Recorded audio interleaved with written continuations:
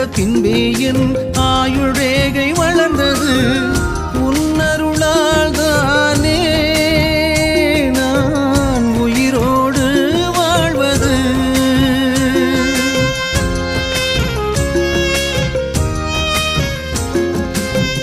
உன்னை கண்ட பின்பே என் ஆயுள் ரேகை வளர்ந்தது உன்னருளால் தானே நான் உயிரோடு வாழ்வது.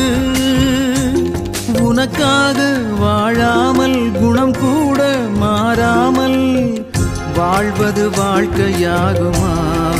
குருவே நான் பக்தன் என்று சொல்லலாகுமா?